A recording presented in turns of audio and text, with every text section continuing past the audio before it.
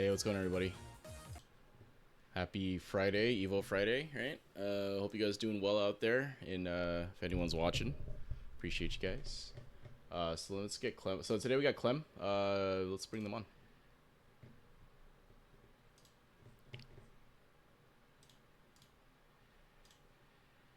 Hey, Clem, can you hear me? Yep. Awesome. How's it going tonight, man? It's going pretty all right. All right, cool. So I guess today you wanted to do a little live, live coaching during a replay or during a rank session, right? Does that sound about right? Yeah. Yeah. Cool. So, Tell me a little more of what's been happening in your games lately. Like, what do you feel like you're struggling with? I feel like I don't know where to improve now that I've hit master. Mm-hmm. Okay. Like obviously the normal things for me still apply. Don't DI so much, Sure. don't anti-air. yeah, Um yeah, yeah, do, yeah. do your anti-airs. Um but it feels like I've hit a bit of a wall Okay. where even when I was losing all the time, there were still little improvements I could see that I could make, and I just need a fresh set of eyes on it. Okay. Gotcha. Cool. So, we'll switch over to your view here. So, for those watching, Clem is streaming in Discord, so we'll be watching his matches. You should be able to see it.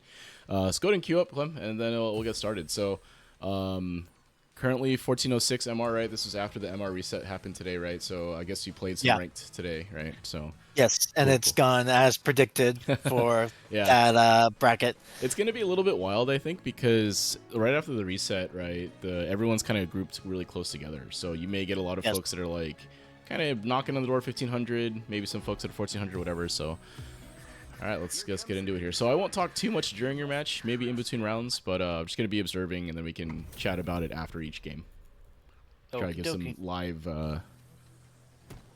Oh no! Oh no! I'm dead.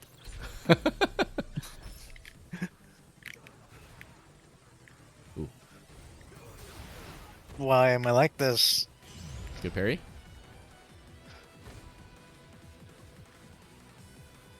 All right. Oh, what a pickup.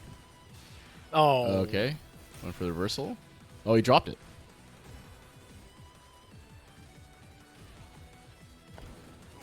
Oh, the safe jump. All right, so all I'm going to say here is don't reversal. Yeah, that's don't fair. reversal and wake up. That would be the one immediate adjustment.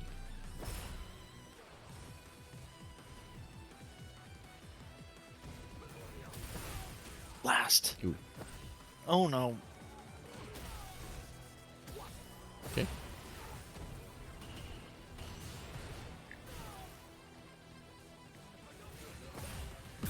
Nice. Okay, good. Oh, that's unfortunate. Super, yeah. Okay, so so far that's not bad. I've played this guy before because I recognize the tag. So I think you're doing okay. It's just that right now what's happening is that you're not able to space him out, right? So just don't reversal. That's what I'm gonna say right now. We can talk about more. Okay.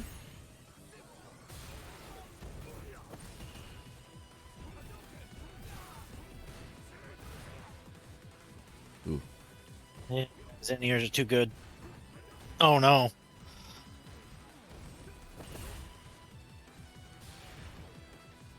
Yep. Dang it. Trap rush. Okay. Might be it. Yep.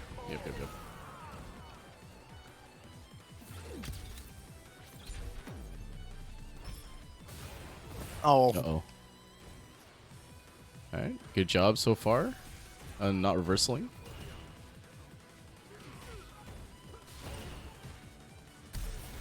Oh. Yeah. The panic DI.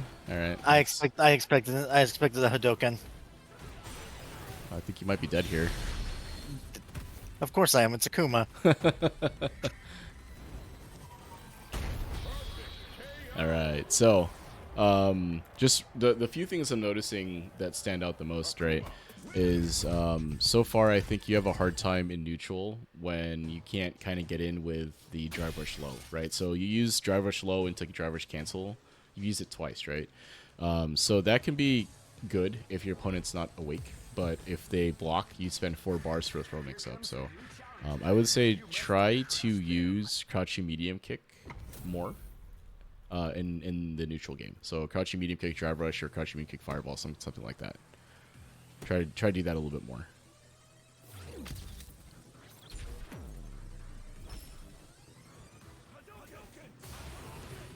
Okay. All right. Okay, good. Nice. Oh, he pressed. Good conversion. Nice. Oh. No, I got greedy. Okay, there you go. Nice. So I got greedy as I do another DI. So it worked out because the Ken wasn't really paying attention, right? So he did a low string or a low that he couldn't cancel out of, right? So yeah.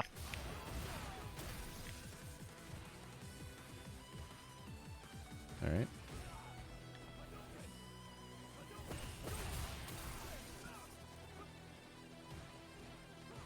Okay, I see what he's doing. Dang it. Uh-oh. Why? Okay, I see. Okay. Oh, mash jab. Yep. So that worked out because obviously your health was low enough, right? So he could take that risk. Yeah. Okay.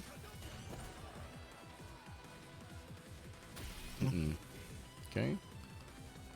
Oh. Okay, kind of a poor punish in that guy's part was okay. Dang it. Oh, for the love of crap. Oh, okay.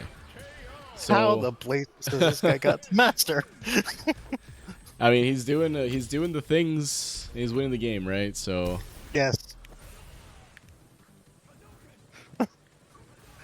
oh, he tried to read a fireball there. Okay, watch the DIs. Watch the DIs. Yes, yes.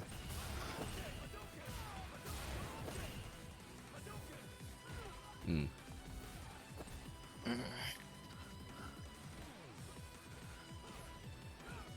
Oh, okay. Good check. Oh, he yeah, left. he's got my number. He's got my number. Well, he got kind of lucky in that he didn't do a non-cancelable button there when you DI'd into him. So, uh-oh. He's just pressing buttons. Yeah, he actually tried to run. He wanted to run DP there, I think. Okay. He didn't pay $60 to do combos. I mean, a lot of times, honestly, when you run into players like this, they only do a couple of combos, but because they land so many straight hits, they don't need to do optimal combos at all, right? Oh, all right, here you go. My goodness. TP. So that's a decent combo. All right. Oh.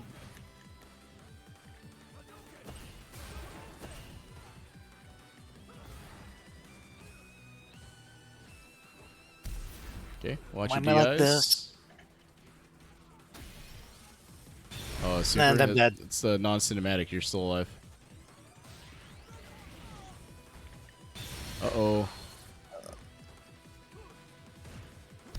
Oh, the DI bug bit ya. Yeah. All right, so I think we can do one more, and then what we'll Okay. do is we'll take a look at the replay for some of the games, and then I think that would be in line with kind of what we want here, because what we want to do here is trying to evaluate what we can kind of address right away, right? So the biggest things I'm seeing right now, though, is I feel like your comfort level in the neutral game is lower, right? Like you don't feel comfortable standing at the mid-range right now. It's like every time you try to press a button, you get hit. Every time you jump, you get anti-aired, right? That's probably how it feels right now. So let's take a look at let's go through one more ranked set, and then we could take a look at some replays, and I think we can highlight what we want to adjust. We've got a pretty good mix here. You know, a couple of Shotos, right? Kumo, Ken, and then now we're running against a grappler. Oh no! So. Oh no! Oh no! Manon! Oh no! You'll be all right. Don't worry. Just No, no, Trust in the Shoto. you know how I feel about this character. Trust in the Manon, man, that you can beat them. All right. Good start so far. Okay. Okay.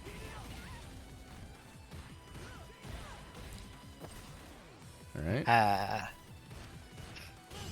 Okay. They Yeah. counter. Oh, okay. All right. got Oh, that him. was nice. That was nice. So good like neutral jump shimmy there at the very end to beat the delay tech. So that was good. That was a good sequence from you. Uh-oh. Oh dear. Oh, Yeah. watch the command grab. Oh. Ooh, nice spacing. Ah. Ooh. Oh, they dropped it. Ooh. Panic DI. Uh-oh. Yep. Yep, Manon. The jump.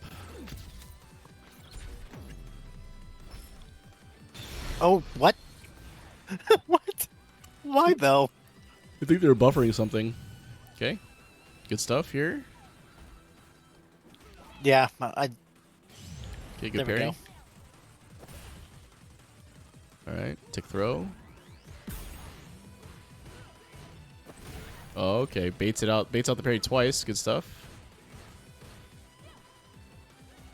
Good air to air. Uh-oh. They woke up with a throw. Oh, no. It's going to hurt. Gonna hurt. Okay. Still alive, though. They have no meter. Good decision, I think, to jump there. Okay, Got him. good stuff. Good stuff. So, I think that was really smart for you to jump right there. Because if they had gone for a command grab, they would have killed you, right? So, Yeah. going for a jump there makes a lot of sense. They didn't anti-air you, so it worked out. I think that level 3 was they're trying to buffer the spin. I want to say. I don't actually know the Oh inputs. yeah, that makes sense. No, that's right. Yeah. Okay. Maybe.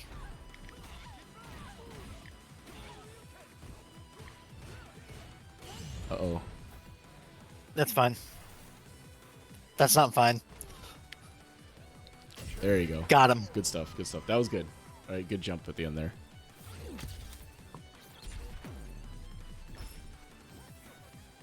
Oh, miss Swift punish opportunity. It's okay. All right, good throw. Drive rush. Okay. Good sequence. Good sequence.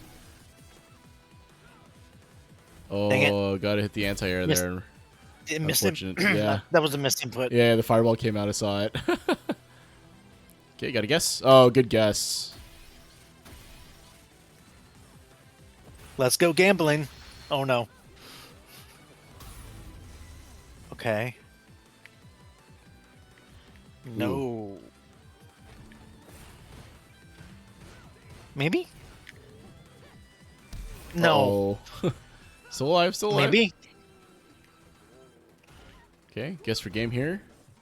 Oh! Ah. One more? Oh, no. Okay. You had him. You had It's him. You okay. had him. You had him.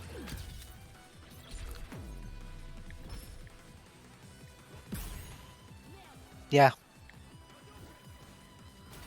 Mm. Dang it, is that not I think it's. I don't think it's that punchable with sweep. I think. I have to look. Maybe not.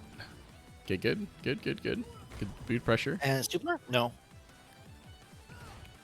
Oh, why? Uh-oh. Okay, he's doing that every time. And I'm dead. He has 4 medals. I think he might have a sliver here. It's not CA. Ah, more of the silver. Oh, your crouch movement got red. Okay. So, oh, yeah, you got one more.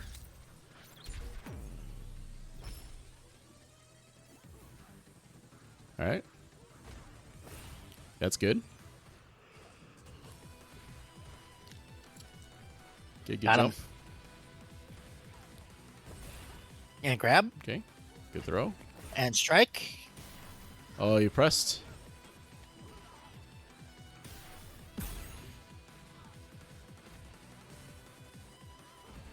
Ooh, that would have been it.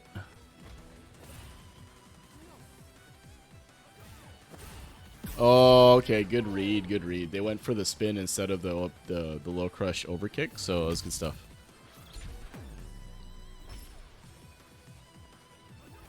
Yeah, Ah, they're trying to go for that spin there, so doing a good yeah, job navigating that. they're misjudging the timing like insanely. Oh, okay, good stuff right there. That was good stuff. Nice. No Ah, DP. no, I was trying to go for a level 2, Oh, okay. but it didn't come Didn't come out. out. Nah. Oh no. Gotta guess. Okay. Oh, this is it. Oh no. Okay. All right. Make them watch. we got there. We got there in the end. Okay, cool. So, dope. So what I'm gonna do is I'm gonna boot up my game. We'll do a little replay review, right? So give me a sec here. Let me switch over to my game, and then we'll go from there. So give me one Okay, sec okay. here. We'll switch over. See my face for a little bit while I do this. Stop watching. We want to put this back in the app, and we want to start my game. Okay, so you went 1 and 2, right? Set wise. So 3 sets. You won 1, 2-1, and then you lost the other 2, 0-2, 0-2, right? If I'm not mistaken. So, tell me about like what do you think did went well for you? What do you think didn't go well for you? Let's start with that. How are you feeling about that so far? I mean, the Akuma was just better than me, flat out. Slime. Yeah, I've seen them. I've seen them Yeah. unranked in the past, right? They're pretty good. So we can talk less about that one, I suppose, right? They kind of outplayed you, but I think the Manon match was a lot closer, and so was that other Ken match. So tell me a little more about what you thought like was going on with those. Like, what do you think you did well, or what you think you could improve on? What do you think? Like the Ken match was just a mess Okay. because he was very much the press buttons Mm-hmm. style, which is very difficult for me to deal with Okay. Okay. because a lot of the time I play Street Fighter, it's either ranked or tournaments with Fight Rise. Okay. Okay. So it's And like kind so of yeah. I'm more used to the Fight Rise level of competition. Mm-hmm. So the just press buttons and hope something sticks. People kind of confuse me now. Okay. Gotcha. So I think I should be able to And get there. Yeah. that's from the Manon match. It was great. Like it's a Yeah. character. It's a character that I'm not very good at fighting. Mm-hmm. Um, like the last local I went to, Manon blew me up. Mm-hmm. Um, and so yeah, that one went great. Like Okay. because again, I'm used to the Manons of Fight Rise. I'm Sure. used to like dizzying logic, like just styling on me. Gotcha. Okay, so I'm sharing in Discord so you can see what I'm looking at. So grab 3 replays here. I think we have enough time. It's only been 20 minutes. We have enough time to go through a bunch of these, I think, since we're probably not going to play. We'll see how the night goes. But first I want to take a look at this. So we'll discard the Akuma match for now. If we have some time later, I want to revisit that. But let's take a look at this one here. So this was the Ken mirror, right? And this is the one you kind of described as like they were pressing a ton, right? So let's take a look at what was happening here, and we can also take a look at what we can do to improve against this playstyle, right? So while I was watching it, basically it feels like the person's doing whatever whenever, right? So it's like they're just gonna press buttons. Like this guy tried to read a fireball, I think is what this was. So they're gonna press. Probably. They're gonna press, and they're gonna press when they want to, right? When they feel like it. So let's take a look at what's happening here.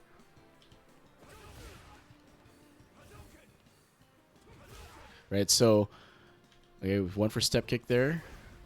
Okay, so right here, right?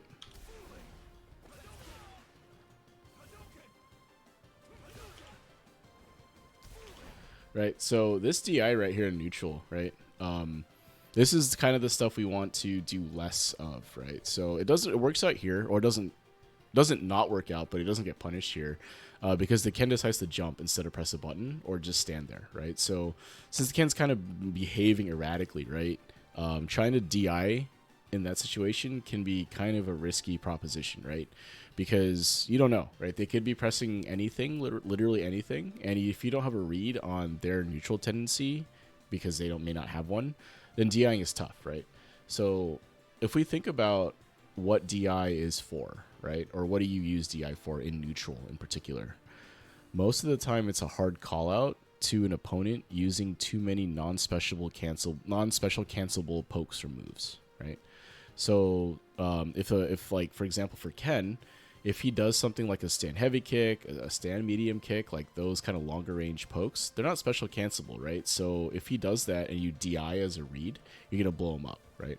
Additionally, if you do a DI as a on reaction to like a Dragon Lash, something like that, then you'll blow them up there too as well, right? So typically, again, DI is supposed to be a kind of response to those things, right? So if you're doing it in neutral like this against higher level players that don't kind of jump around and kind of stand their ground, they're just going to react with their counter DI, right? Because remember, DI is like 24 frames or something like that, or a lot of frames, right? It's a big, It's 20. Yeah, it's 24 frames. so a big move, right? So that's plenty of time to react.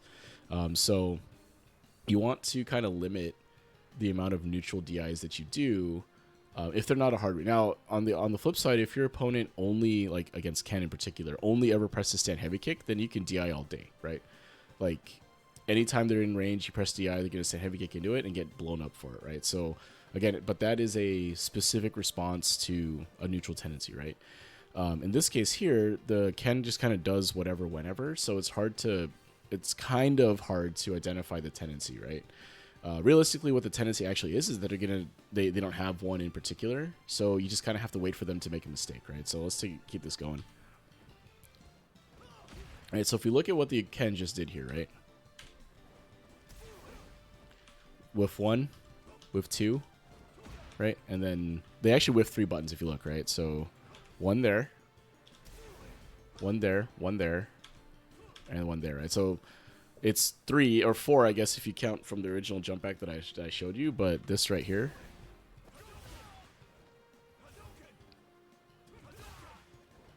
So after this DI here, they whiff 3 more buttons. 1, 2, 3, right? So what does that mean?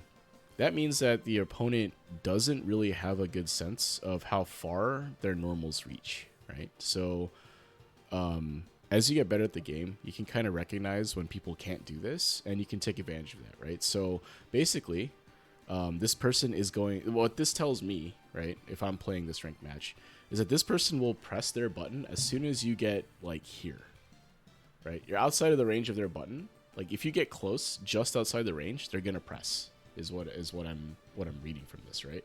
So what does that mean? That means that if you wanted to beat a person like this, all you have to do is get kind of close, wait for them to press their button, and then you whiff punish it, right? So, like, I know it sounds simple when I say it like that, and it's actually very difficult to do because, he may not press or whatever, but you can get a sense of, like, this person wants to press buttons, right? So, a little bit of the Ken zoning, which is always interesting to watch.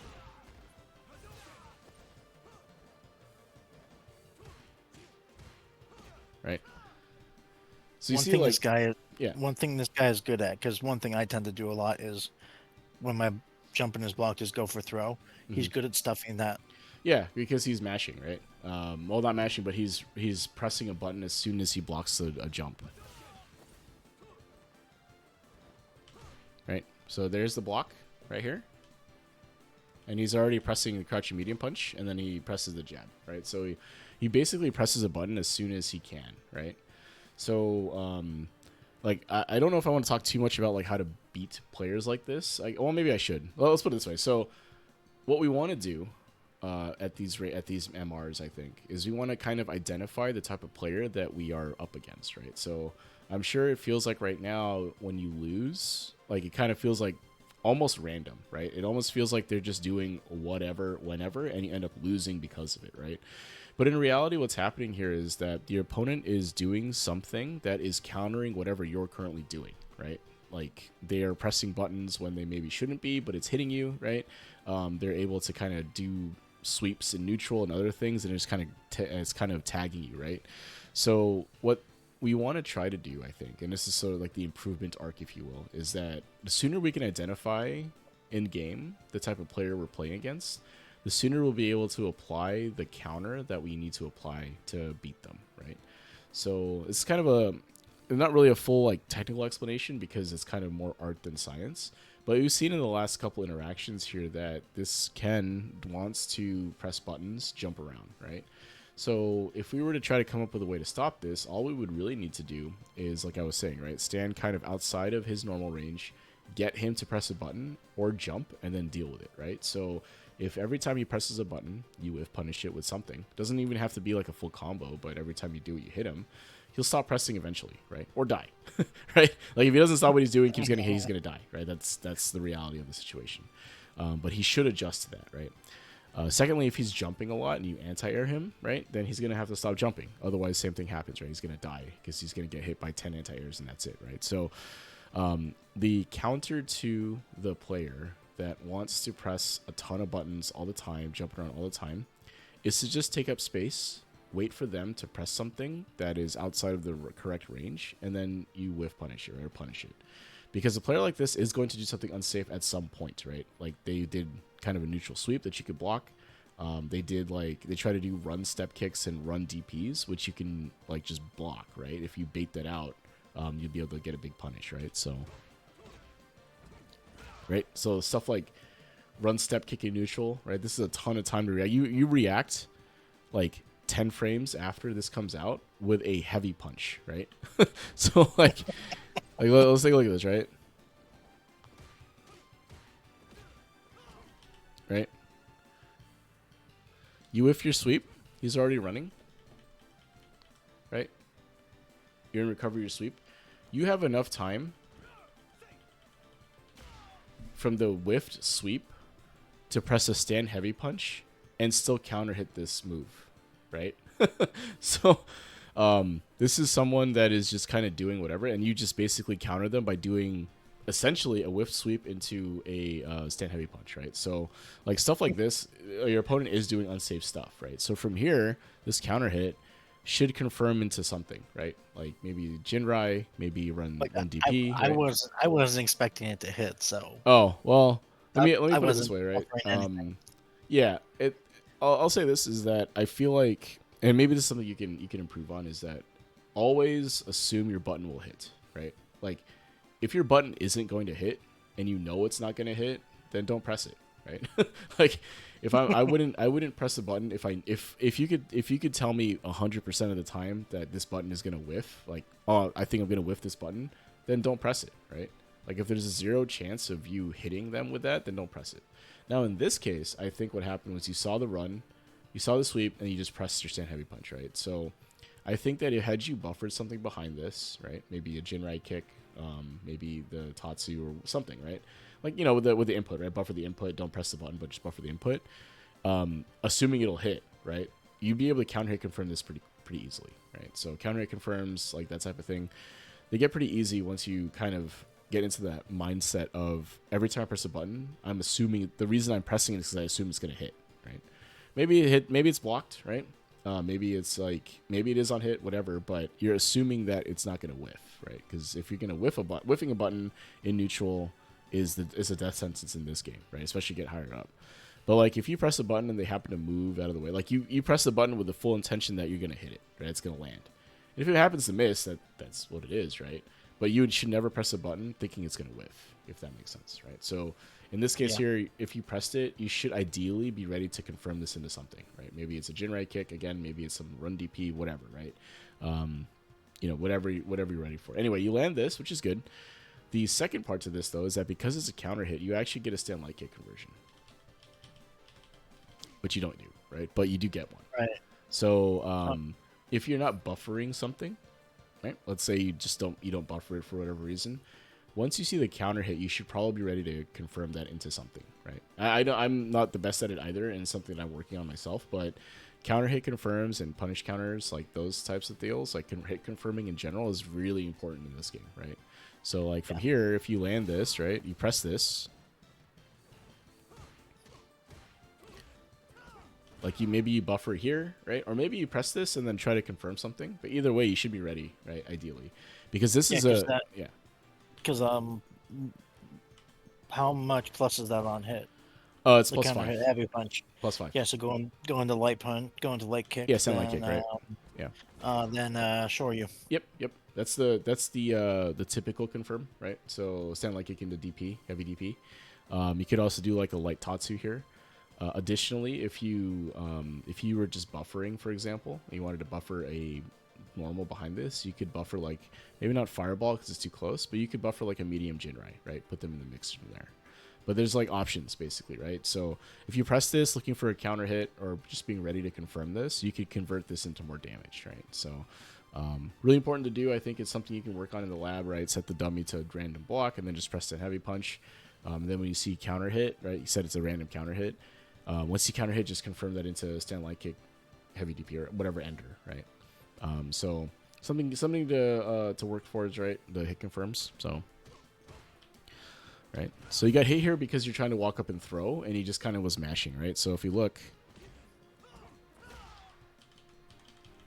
right, he just presses the jab basically immediately once he has a chance. He's not mashing it. Like when I say mashing, what I really mean is that he's doing it like immediately when he has action, right? When as soon as he can take action, he'll press it, right? So colloquially known as mashing, even though he's not actually mashing it, but you get the idea. You went for a throw here, which would have been fine. I think the main thing here though is that you probably didn't need to walk up. Maybe you did. Let's see. No, I did. Yeah, you did. Yeah. Believe me, I know this. yeah, that one you probably because you're not corner. Yeah, and it's not meaty, so yeah, that makes sense. So stand like a conversion is probably the best there. Going for a throw here, I don't hate overall. Most people do block after they get hit, right? So this is probably worked for you in the past, right? So Yeah, if there's anything that's one of my toxic traits as a Street Fighter player, it's trying to do Cammy's throw game while not playing Cammy. well, Ken has a decent throw game. He doesn't have quite the walk speed, I think, but and some of the setups aren't as like set play ish, if you will. But the strike throw game on Ken is like his bread and butter, right? So here though, you go for the DI, you get blown up for it, right? So we can talk all day about DI. Basically, don't do it there. I think the big thing here, this might have been so.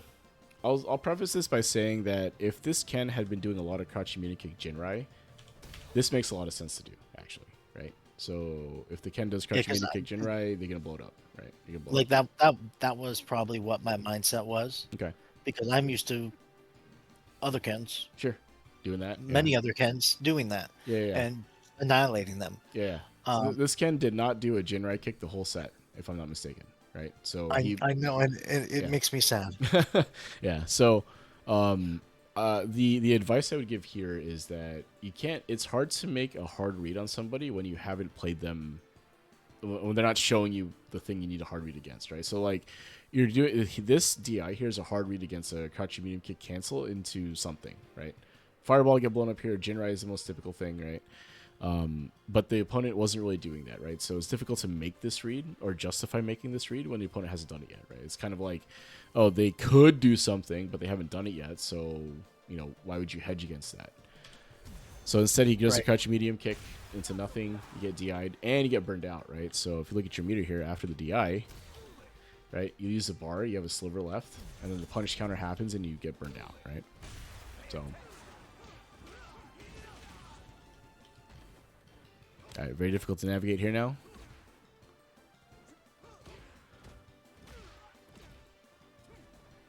I think you wanted a DP there.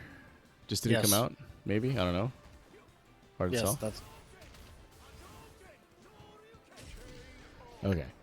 So how did this round kind of go south for you, right? And I think the real issue ends up being...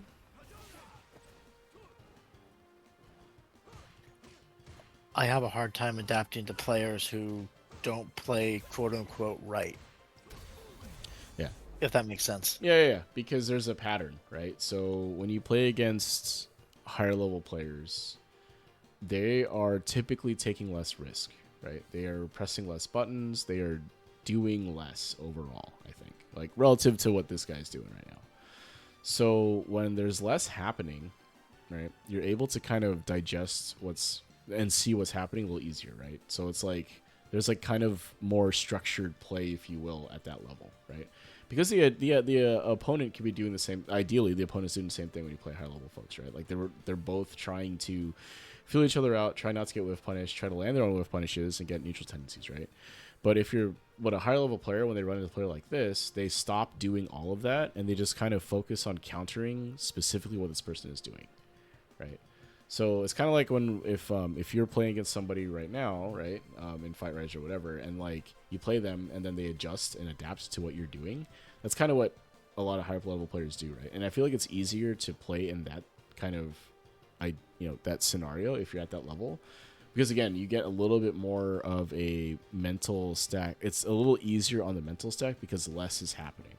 The mind game is deeper. Don't get me wrong. Like what's happening in between the movement is going to be a little bit more nuanced versus what's happening here, but there's less happening, right? So if you're not at that level yet, you're not really thinking about some of those things. So it's a little easier to like digest what's happening, if that makes sense, right? So ideally, again, the way you kind of beat like players like this is you let them hang themselves, right? You let them press a bunch of buttons into you and you deal with whatever they do, right? So in this case here, this opponent is like pressing a lot of buttons but whiffing them. They don't know the spacing, right? So, or ranges. So you can exploit that by standing closer, moving in and out of kind of far ranges, actually, not really close, and they're gonna whiff a button, right? Because they feel like you're getting close and they just press, right? Also, I would stop doing any sort of risky moves or anything non-special cancelable, right? I would pull everything back and just focus on like crouching medium punch, crouching medium kick, right? Like those buttons and jabs and stuff. That's what I would start. I would rotate my offense to, right? Because eventually what'll happen is they're going to do something, right? Maybe they'll DI, right? Like kind of you did here. Maybe they'll DI. Maybe they'll do some unsafe thing, right? Sweep, whatever. And then you can punish that, right? But here, I think the round falls apart for you after this DI. Because you get burned out, right? So once you're burned out here, you have level 1 here, but you may not want to use it, right? Because reversaling here won't really get you anything other than a side switch. So maybe it's worth doing. But then you miss an anti-air here, right? And then you're just kind of taking damage trying to get out of the corner, right? Right? As you're trying to move and do things, right? You're just getting hit, right? So interestingly, I mean, the Ken doesn't really cancel any of those straight hits into like driver's cancel or anything, right? Doesn't really convert on these. So, but again, where it falls apart for you here was like the neutral DI or the panic DI. It gets counter DI'd and then you burn out for it, right? So, if I wanted to,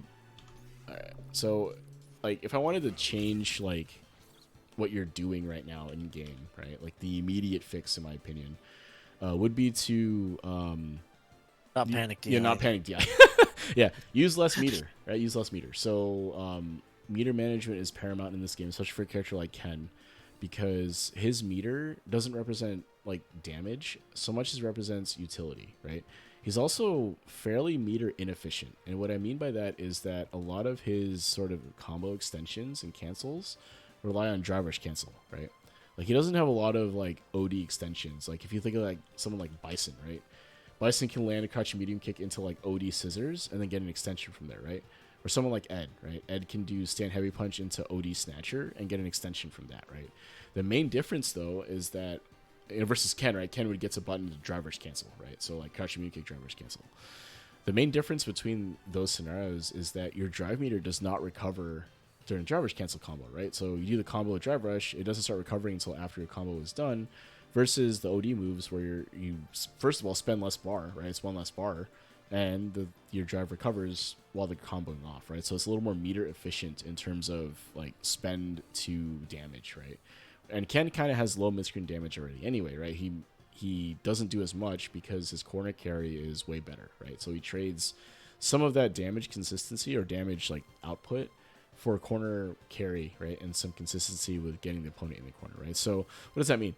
That means that like you as the Ken player need to be wary of your meter, probably more so than these other characters, right? You need to be, well, in general, you should probably be aware of meter, but you need to be more aware of that meter because when you burn out, Ken can't really do as much, right? Versus someone like a Luke, when they burn out, they can press crouching medium kick, crouching medium punch all day, right? And they'll be okay. But for Ken in particular, he loses a lot of utility if you don't have meter, right? So meter management is paramount there. Jinrai for him, it's him mixing himself up. Yeah, right. Once you burned out against Ken, right, he can Jinrai you to death now, right? Like everything is safe. He has a plus. His overhead is now plus, right? So dealing with Jinrai and burnout is terrible, right? It's a terrible proposition. So believe me, I know. So just be careful with the. So if I wanted to make an immediate adjustment, right, you just got to watch your DI, watch your usage of DI rather in neutral. and the panic DI, right? So don't just mash it when you're running into problems. And then secondly, I would say right now, you need to figure out how to play Ken using buttons like stand heavy punch, crouching medium punch, and crouching medium kick, right? So let's take a look at this round and see how you do. Oh, there's Jinrai. Right, so when you do this jump in, right, like you do a jump into a jab, and then you walk up and you get clipped, right? So the reason this is working now is because the opponent's pressing that delayed button and it's beating your walk up, right? So ideally what you would do here is you would tighten up your attack string to just 3 lights, right? So if you change this to 3 lights, right, same scenario. Control here.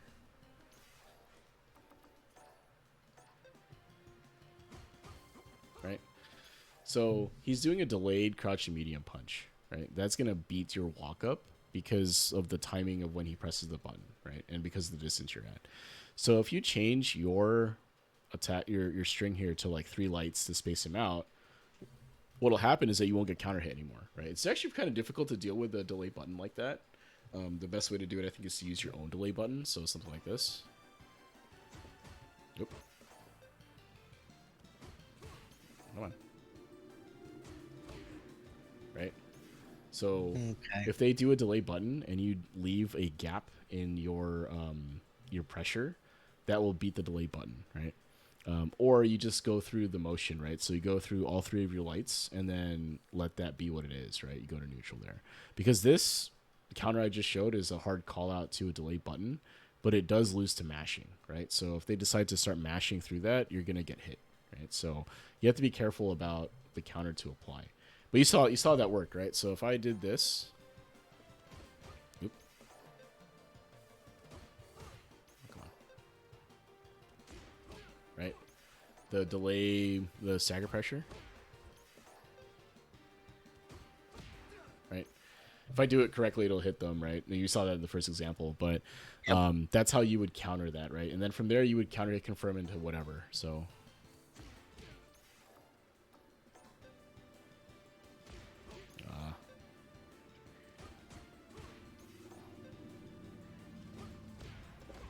Right, something like that. I think I whiffed it there, but I think you get the idea. Because counter hit, crouching medium punch will leave you +5, so you can get into a stand light kick or something like that. So that's a specific counter in that scenario, but the ideal situation there is that when you do the jump in, you need to find a way to do some sort of confirmable string, right? Maybe it's something like this too. You can something like this, right? 2 lights or right. Stand medium punch, right? So there's a bit of a gap there, and that's gonna blow up a delay button, right? So, you have to. This is a neutral thing, and it's a bit of a higher level concept because there's a mix up involved, right? So once you block a light, there's already a mix up that's happening at that, from there, right? Is it going to be another light? Is it going to be 2 lights? Am I going to walk away? Am I going to back off and shimmy? Am I going to go for throw? Right? Like that mix up is happening as soon as that light is blocked, even though it's minus, right? So your opponent just went for a delay button to crouching medium punch, and it happens to hit you, right? So why does it happen? It's because you went for walk up throw, and he did something that beats walk up throw, right? So, right? And he just presses it, right? And it counter hits you out of the throw. And then you panic DI here. It's going to hurt. Yep.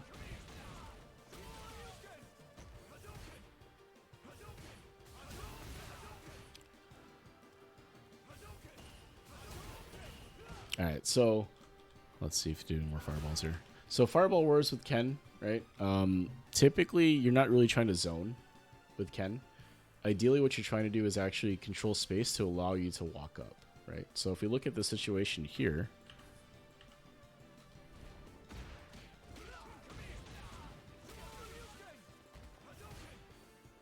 right, from here, you guys are just throwing fireballs at each other. But, like, what's the end game, right? What's the end goal here? The goal of throwing fireballs as Ken is to take up space so that you can walk behind it to claim it, right? So when the fireball's in the air, right, you technically own all the space, right? All of this is now yours, right? Because the fireball, he has to block it or jump it or whatever. but you represent control of that because the fireball's coming across, and if you were to if he jumps, you could DP him, right? Like if he jumps after the plasma comes out, that's enough. That's already too late for him to for you to get get jumped in on, right? Even for Ken and his fireball. If he jumps after the fireball comes out, you can anti-air him with a DP, right? So you represent control of space up here and control of space here because the fireball is moving, right? So what does that mean? For you, as the Ken player, ideally, once he blocks his fireball, you walk up to take up some space, right? So you kind of do that a little bit here, but you throw another fireball. The unfortunate thing is that he tries to counter you with an OD fireball, and it works, right? Because it hits you. Okay. That was okay. So you took up space. So now look what's happening, right? You're getting closer to your opponent here so that you can do something, right? Because Ken cannot win from that far back, right, with fireballs. That's just not how he's built. The fireball is really meant as a way for you to clear space so that you can walk up. But instead of continuing to hold that space, you back up again. Right? And then we back up to that 3/4 screen again, right? There's no reason for you to back up in that scenario because, again, you're not trying to really... You don't win by zoning with Ken, right? You win by using fireballs to recover your approach to take up space. Right? So he gains back all that space, right? Now you're back to basically where you were 5 seconds ago, right? Okay, good. So the walk-up throw, right? So that wasn't working because your opponent was pressing, right? So we talked a little bit about how to beat that, right? Where you would basically delay or stagger your pressure. The other way you would beat this would be like this.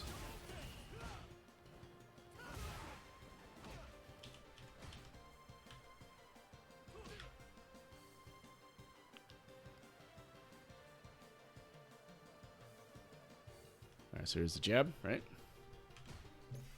The other way to beat this is by doing this.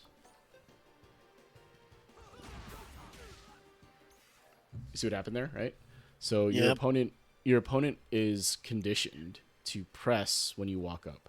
So you can whiff punish that, right? So I'm not even really I'm not raw reacting to the crouching media punch, although that helps. But if I really look at what happens here, right? So let's see if I can just react to it, right? Right? See, that's actually kind of late. Like if you look, right? I mean, it's within the realm of possibility even for an old guy like me, is what I'm trying to get at, right? So, but part of it, though, is because you've been paying attention to what your opponent has been doing in that scenario, right? And they press the button. So if you're expecting it to happen, it's a little easier to react to it, right? It's where it's easier than like raw reacting to some external stimulus, right? You're actually paying attention to the situation and seeing that your opponent likes to press a button there, right? So you can potentially try to whiff punish it or do something else to beat that delay button, right? Because alternative 2 would be something like this, right? We kind of looked at that earlier, right? Right? So the spacing here dictates you can't really press anything, right? Other than stand heavy punch. But if they're doing a lot of delayed, like crouching medium punch, stuff like that, and you're standing at a space where it's going to whiff and they just press it, then you can whiff punish it, right? So let's take a look at the rest of this round, and then we can talk more. All right, so you get hit here, unfortunately. And then panic DI through, but it's okay because he just blocks it, doesn't react. Right, again, right? He was for a button. And this one's actually even worse because he pressed it when he was minus, I think. Right, so he's -3 here, right? This is a plus situation for you. You don't need to walk up and to throw here. I'm pretty sure I do.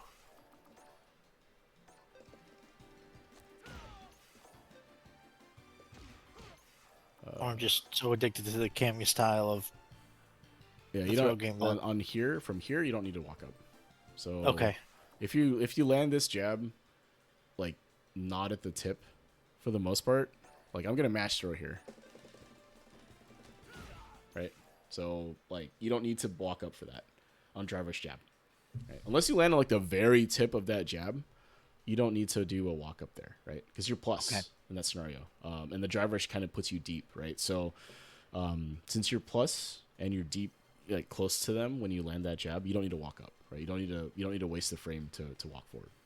So again, that's for drivers, right? If you do a regular jab, like in neutral, that's actually minus, and you probably would need to walk up, right? Most cases. Most cases. If you're point blank on a normal jab, then you don't need to. I don't think you'll need to walk up, right? Point blank.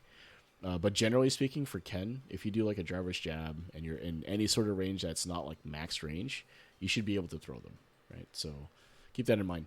You don't need to walk up on every throw. Now you get like you're totally correct in that we need to do it for certain ones, but this is one where you don't need to. So anyway, so from here though, this is even worse actually for the opponent because he's -3 here, and he presses anyway, right? So in this case here, you could also have frame trapped him, right? Because he just presses well, actually he delays it, right? So here he delays 1, 2, 3, 4, 5, 6, 7, 8, 9, 10. Yeah. So you couldn't quite frame trap because even though you're plus here, I think you'll end up blocking because he doesn't press right away. So like from here.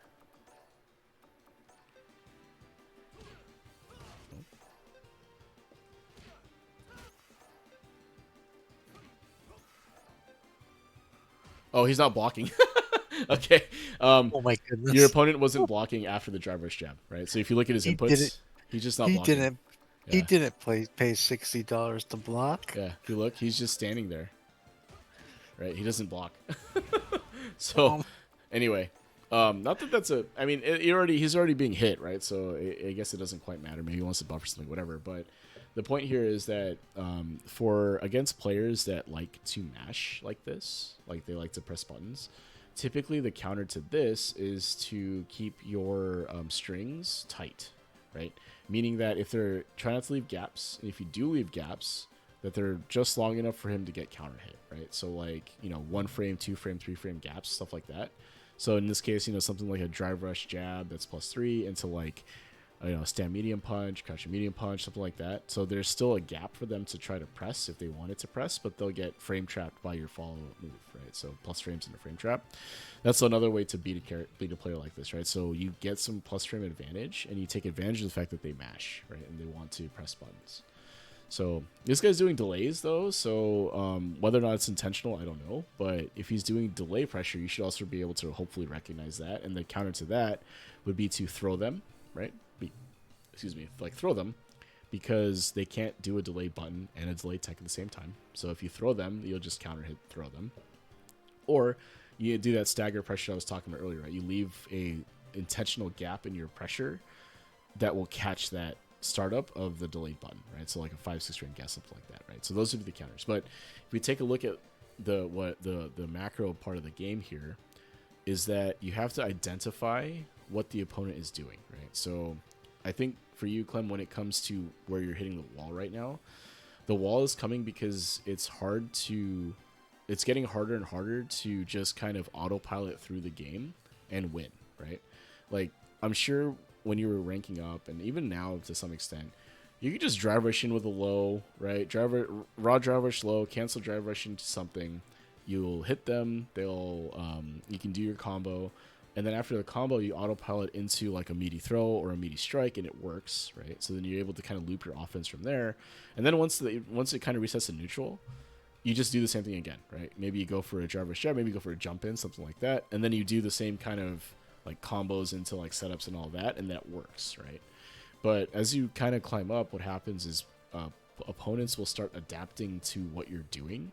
And if you don't adjust to what their adaptations are, that's when you end up kind of getting beat, I think, right? So we'll see that, I think, in the Manon match when we look at that.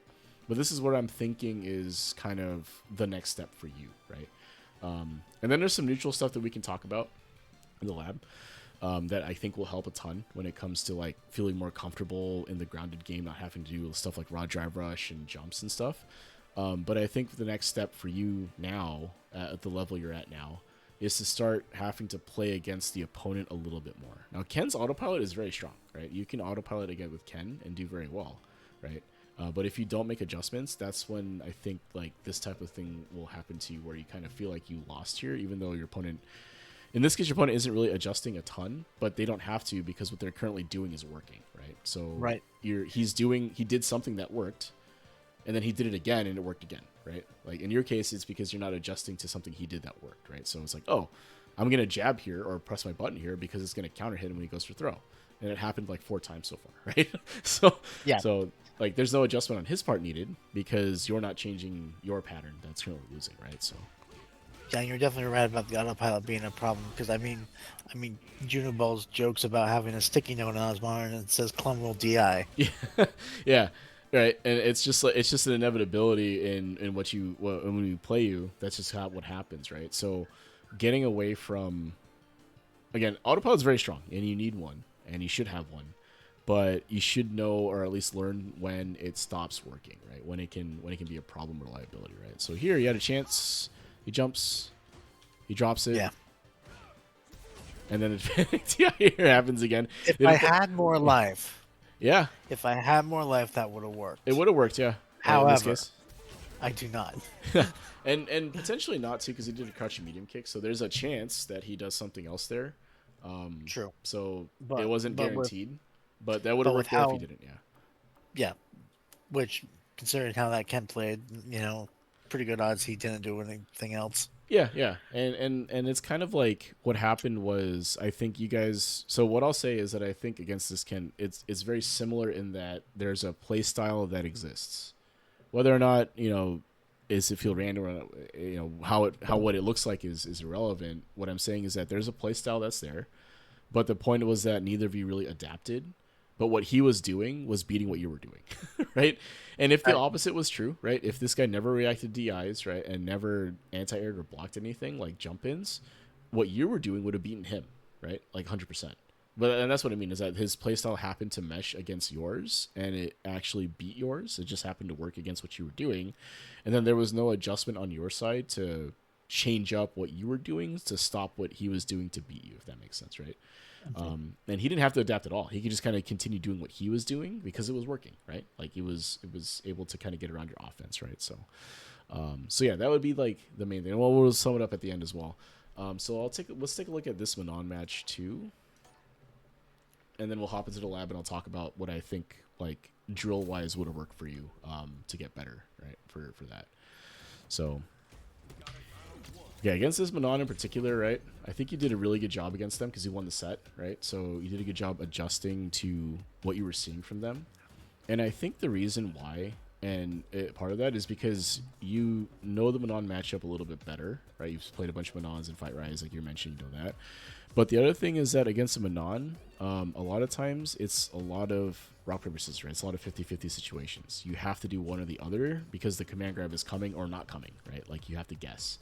So it feels like when you are put in that situation where you have to guess, you actually start making decisions based on that, right? It's like, oh, the command grab is coming, let me jump, right? Oh, I think they're gonna do this, let me do this, right? So when something about the Manon matchup primes your brain to consider that, right? It's like, oh, something is coming here, I'm gonna have to pay attention and make a read, right?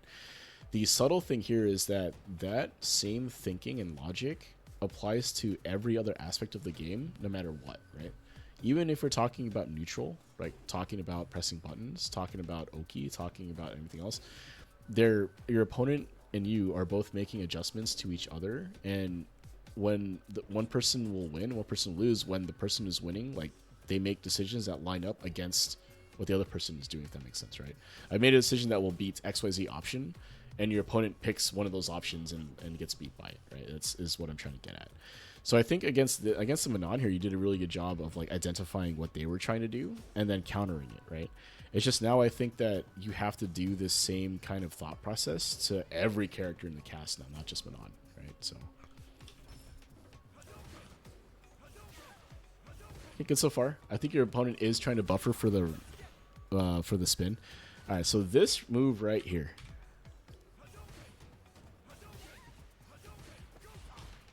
Into, right? So you spent 4 bars for this plus Okay, 2 situation. there is a reason. There Okay. is a reason. So it's because I'm used to fighting Dizzy and Logic, Okay. who has not learned to not walk back Gotcha. Gotcha. when they're in my drive rush range. Okay. Okay. So because they haven't learned that yet, I'm used to that working. Okay.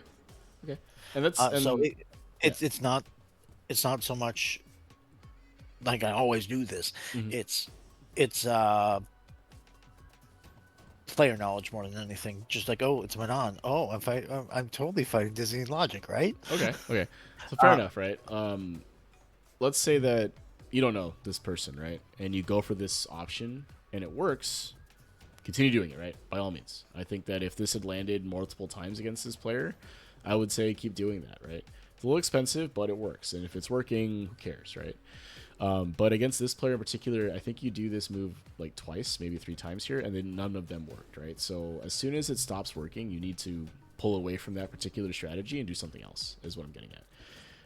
The reason why I emphasize this more than like other stuff is because of the drive expenditure, right? So you're using, 2/3 of your drive for this mix-up, right?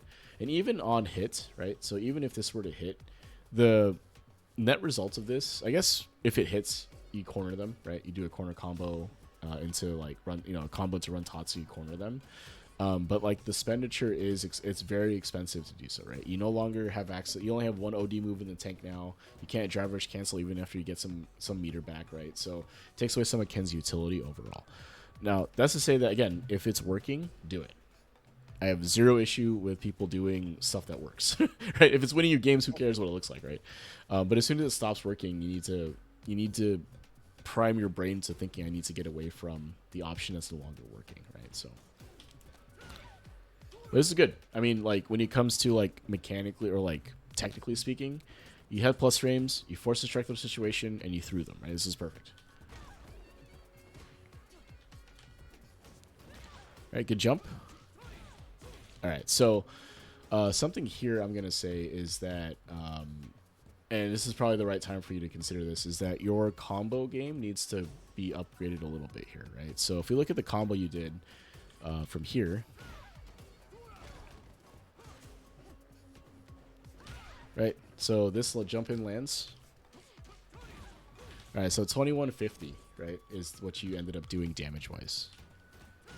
Let's take a look at another combo here that could also be something you do.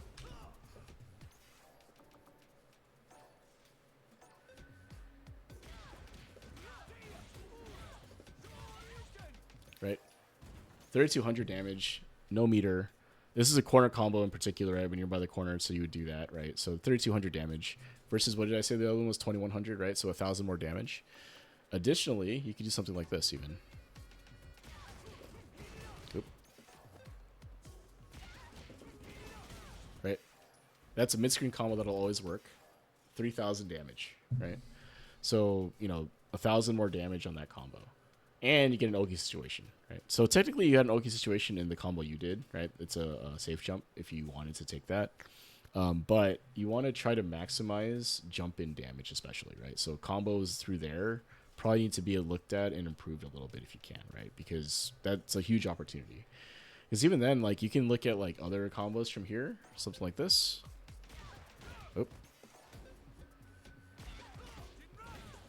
Oh, it doesn't work. Right, that's a side switch, but it's 3,800 damage already. It also gives up the corner. Yeah, in this case, it was a side switch, right? And you probably don't want to do that if you're in the corner here. But you can see that for 2 bars, you get 3,800 damage now, right? So, like, the combos that you can run through on a jump in, probably just going to take a look and see if there's something you can do better than jab, jab, Jinrai, right? Yeah. It's probably ending in like you can even end in run Tatsu if you were not in the corner, right? So if you were further away, right? Something like that even, right? So even though that's still more damage, right, than what you were doing, and you get the run Tatsu Oki after, right? So like if you were further away from the corner, this would definitely corner them. Or you can even do something like this, right? Right, the classic run DP or classic, TC into DP, right? So I think that you're at a like level now where that's where you probably want to start considering that. It doesn't have to be like the most fancy combo, right? It doesn't have to be like any sort of Jinrai loop or anything like that if you don't want to do those. But there are combos that out there for Ken that are better than jab Jinrai. Yeah. So, but in this situation, there's actually a reason for me doing that. mm-hmm. At least in my head. Okay. It's because I'm playing Manon. I'm trying to bait a panic grapple. Like a command grab, yeah, you mean? Yeah, I'm trying to bait a panic command grab. Okay. because hers in particular has the different ranges, Hmm. more so than other grapplers. Okay. Uh, so what I'm trying to do there is bait the panic command grab. Okay. So what I'll say for that is that you want to bait something that you've seen your opponent do. So Right. I don't think your opponent in this particular set, right? I don't think your opponent has done a wake up or reversal command grab to this point, right? At least in the games that, if I look through the games, probably not. I also don't think I remember seeing it. Maybe once, maybe. But if they're not doing that, then it's hard to bait it, right? So if you see that, if you see them deal for the OD, like the wake up command grab, which is a thing, right? From the -5 situation, or it's a 5 frame move or whatever from the minus situation, because you may not be expecting it. It's totally okay. But if you look at the situation that you put them in here, so you're +3, right?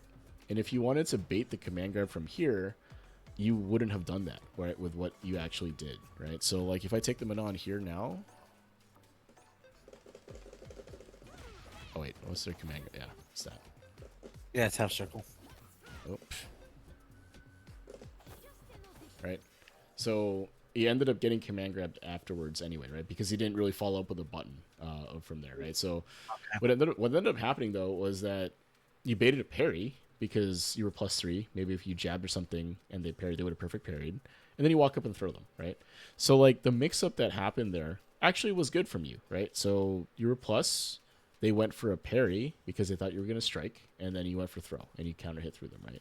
But if you're trying to bait a command grab from there, ideally you would do something like a backdash or a jump, right? Or a jab, right? So if you had jabbed from that situation, it would have counter hit the OD. It could have counter hit the command grab as well, right? Because there's 5 frames. There's still a startup there, right? It's not frame 0 unless it's Yeah. level 3, right? So Yeah. if the situation that you're going for is like, oh, I want to structure my offense such that I would beat a specific option, I think that's totally fine, right? Or to be able to bait specific options, I think it's totally fine.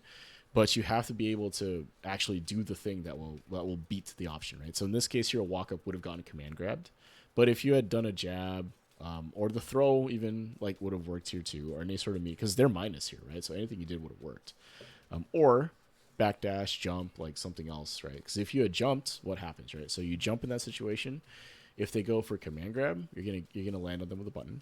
If they go for a delay tech, you'll also land on them with a button, right? So like you can beat multiple options with that particular choice, right? So all this is just to say that if you're again structuring your offense to bait out certain things, that's totally fine. I think you should just be thinking about what the actual option is to bait that out, right? Like in this case, you wanted to bait out command grab, totally fine, but you did something that didn't actually beat the command grab in that case, right? So in this case, you'd probably Right. want to do something else, right? If that's the case. Additionally, like I was saying earlier, on top of that is that you want to bait out options that your opponent has shown you that they are willing to do, right? Well, part of it is information gathering, 100%. figuring out Yeah. what my opponent will react to with certain things. So, like against grapplers, one thing I need to find out quickly is how do they react to Jinrai? Yep. Yep. Because like, if they block low Jinrai and immediately command grab you, then you know you can't do Jinrai anymore, right? Because Exactly. yeah. So, but if they don't, continue doing it, right? At least until they do. Sometimes misinputs, whatever, or like it whips. Yeah. But you can also bait it, right? So like if you go into a spaced Jinrai like medium or something, and they're expecting the low, then you can kind of get away with, even though you're -7, you can kind of get away with it because they're expecting the low, right? So Yeah. And if their main counter is to parry, then I just grab them and laugh. yeah, exactly, right. So if you're able to get them to do a thing, then you can beat them, right? It's just how it is, right? So in this case here, right after this jump in, right, they went for parry, you punish counter throw, perfect. This is fine, honestly. They haven't reacted to your DI. So you get medium DP here, just to let you know. No, that's light. Yeah, Oh no, no, I know. yeah, you I get know it's medium. a setup. Oh, It's a setup. okay, going for the +24 or whatever it is. It's +5 at the end of the day. Oh, the crouching medium kick, right? Okay, fair Yeah. enough. Fair enough. Yeah. Yeah, like that. It's a setup. Yeah, yeah, But yeah, yeah, yeah. I got you. I tend to use the medium here and then use the jab, but the crouching medium kick works too, I think, right? Because you end up being +5. +5, yeah. That's fine. But for my information with the jab setup, how plus am I? So you would be +13, so you get a meaty Oh. stand heavy punch. Let me double check, but yeah, you would get that. Let me just make sure I'm not lying to you here. Because the heavy DP. So if we go back, right? Let's take a look.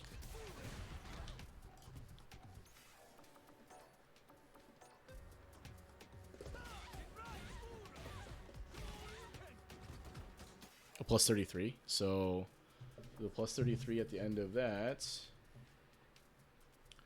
If you do a oh, I'm wrong. Yeah, I'm totally wrong. You're totally right. It's actually the crouching medium kick is the one you want. That's the +5 setup here. Yep. The jab is actually a setup for a meaty fireball. So on the light DP, because I think it's actually the same. No, you're slightly more plus on the light DP. So it's the same thing. So 33, right? So the light DP. So if we look at the right, medium DP advantage is 33. And if you do the light DP, 33. So it's the same. Well, for that combo. Yeah. For stand media for this one here that ends in 33, it looks like it's the same for both. So anyway, something to lab out. No big deal. I wasn't paying attention to the setup you did after, which that's a good setup by the way, the +5. So anyway. Yeah, but for me, the way I structure it is if I do the light DP, I'm doing the setup. If I do the medium DP, I'm just doing drag throw. Okay, that's fair. I mean, if that's easier for you to map out like how you want to do it, totally fine. I'd have no issue with that. Just got to be careful if your opponent picks up on that tendency. Maybe it's worth changing up, but I wouldn't worry about that. I think if it's easier for you to be consistent, then you do that. Yeah. Right. So okay, they parry there, so you pay attention to that now, right? And I think you do actually. So you baited them with it. Oh. Okay. Yeah. Yeah. This is tough, right here, right? Yeah, you got to guess. And I think you guessed overhead here, right? So that's fine. That's how Manon is, right? That's what happens. See, and then here you actually did a good job, right? You guessed command grab, and you jumped over them, right? And then you killed them from here, right? So that's good. So that was an input error. Yeah, it worked out though. That was it. It combos. But I think you were trying to go for your jab Jinrai again here, right? It's probably what you were. It's what it looks like you might have been. First of all, it was jab Tatsu. Oh, okay. Second of all, shush. Well, that would work too, actually. So at that low damage, jab Tatsu to sure you would have killed. Yeah, jab light Tatsu to medium DP, right? It's totally fine. From the light ender there. A lot of times on the jump ins, I'll actually personally end up using a lot of stand medium punch on the when it lands, because I'm not always sure if a crouching medium punch is gonna hit or not, right? So a lot of times I kind of autopilot into the target combo, right? I see the hit from the jump in, target combo into something, right? Maybe all that. So anyway, doesn't matter because you beat him. But I just wanted to highlight here, like, the good things that you were doing here was that you kind of adapted to what your opponent was doing, and you're making decisions based on what you think was coming, right? That's like the most important part. I think that sometimes when you're playing non-grapplers, like non-Manon particularly, I think you may not be doing that as much as you probably should, right? From decision point to decision point. Because it's like you feel like you have to run your offense. But when you play against a grappler, you feel like you have to adapt to what they're doing. And what I'm trying to say is that I think you should be adapting to what you're doing against everybody. That's probably where you might be struggling in that regard. So, okay, cool. So let's take a look at round 2.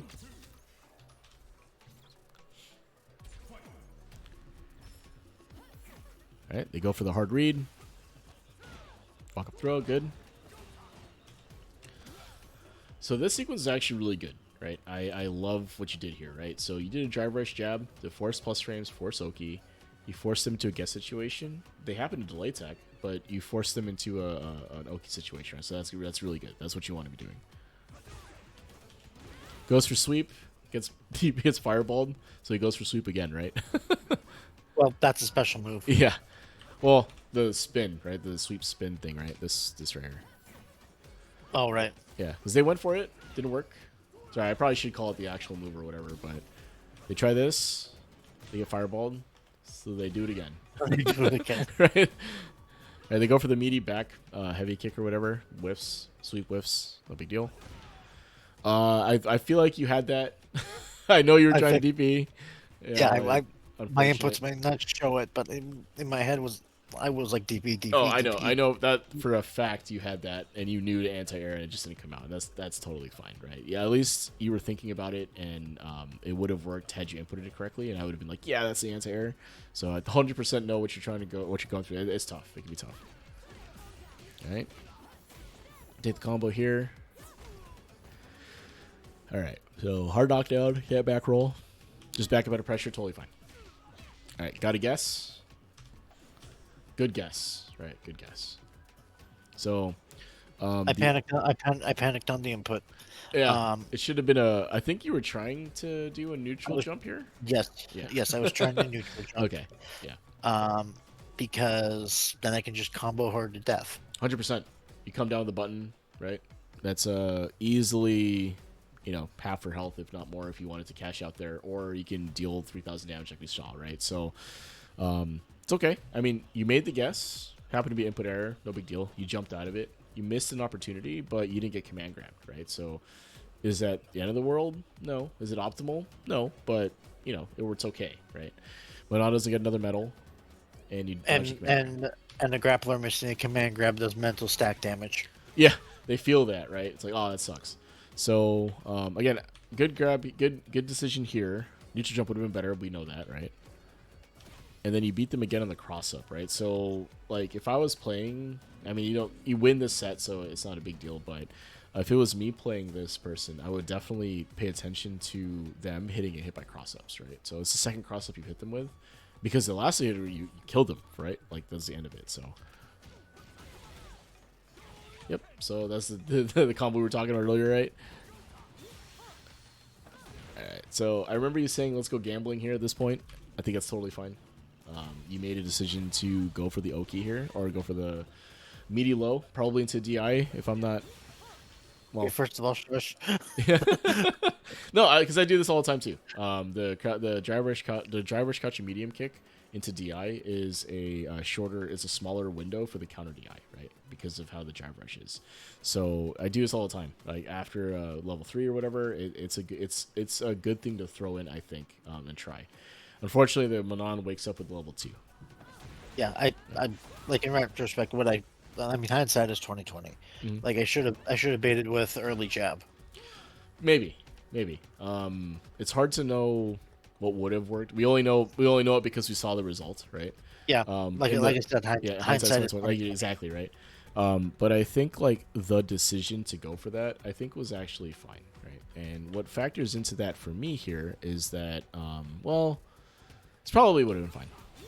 If the Manon wakes up level 3 here, I'm not sure they kill you, but they'll put you pretty close, right? Like if they woke up level 3 here, they're less likely to do it because they're down around. They want to preserve some meter. Like they should have actually level 1'd if anything. But is this a good decision to make? I think it would have been. It's okay most of the time, but it just loses specifically to reversal, right? And they happen reversal. It's just what it is. So. But again, that crouching medium kick into DI is actually really good. I do that all the time. it's good to sprinkle in. Right. So here, another jump in lands. Weren't quite ready to confirm, but you got the throw. It's okay. Yeah. When you're watching my gameplay, if I throw after I jump and hit, it's usually because I wasn't prepared for it. I wasn't ready for the hit. Yeah. Didn't believe. All right. So right here, right, you have them cornered pressure. Target combo on block. They haven't dealt with this properly yet, right? So it's okay. If they mash here, they're gonna get hit. I don't think Manon has a reversal. They could, if they reversal, they'll beat you, right, from right here. Yeah, If but I they don't and think if they want to they spend a super because Manon's only reversals are supers. yeah, level 1 here, they could have derevved or DI'd you, right? So if they're paying attention to this, they could have DI'd the target combo and block, right? So they don't do it. So if that's the case, keep abusing this. Instead, they go for a parry here, and you hit them. Sorry, it must have been separate. You didn't hit them here. I could have swear they did this, and you hit them at some So, point. Maybe, yes, that was in a different yeah, set, maybe different set. different Okay, game, gotcha. different game. Yeah. In the set, yeah, Yeah. So here is the unfortunate decision: is the DI. yeah, So you didn't need to do the DI here. I think you had them in a good enough spot where you didn't need to do this. Instead, from right here, I would have just backed off and, tried to play neutral again at some point. Would have been yeah, ready for the DP, right? So, anyway. yeah. I think it's another case of me playing against the player in my head than rather in the game. Yeah. Because If that that DI makes sense. probably would have worked otherwise, right? So, Yeah, because like yeah. from Manon at that distance, I'm expecting her low special kick to try to snipe me. So that's why, and it's very DI unsafe. Yeah. Because So that'll definitely clip you if you backed up, right? So you made a yeah, decision to beat that particular move, right? So again, yes, not like the end of the world, I think, type stuff, because you want to be making decisions on it. You want to put a line in the sand, but I'm gonna beat this option here. That's totally fine. You're making a decision, and that part I like. But you have to make decisions against the player you're playing, not what you think is happening, right? not Or yeah, not yeah. the Yeah. not the player in my head. Yeah. The player that you're seeing here, right? That's what you want to do. So, but again, a lot of good decisions, though, right? Like you are seeing when you think they're going to command grab, you jump it, right? You go for specific moves to try to counter what they're doing, right? So I think that's totally fine.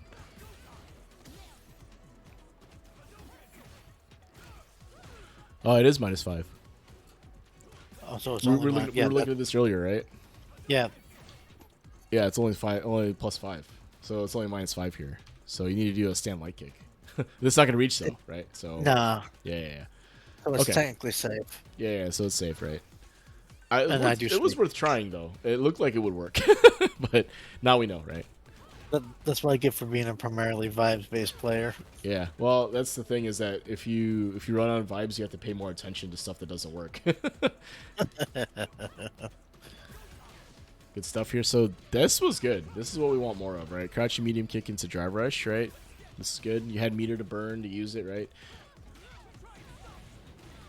And then throw, right?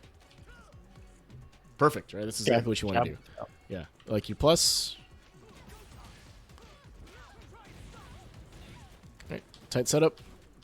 Plus. Frame trap. Good. Hit to throw. Perfectly acceptable, right? Like they got hit. They didn't really know what was happening. You threw them. Perfect. I think this is a good decision, actually. So. Yeah. So what I'm doing there, I was expecting a jump. Okay. And that's why I was like, I think this is a good decision right here. Like 100%, I would have done the same thing in this scenario.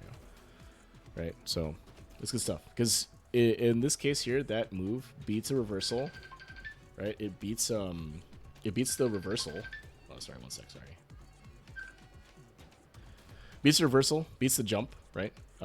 Beats the lay tech, right? So you're beating multiple options when you do that. So, good stuff. So I don't mind that jump in, actually. Yeah, that was not supposed to be Hadoken. Yeah, not a DP, not a fireball, but this was good. Yeah. That's totally fine. Sorry, 1 second. Yeah, no worries.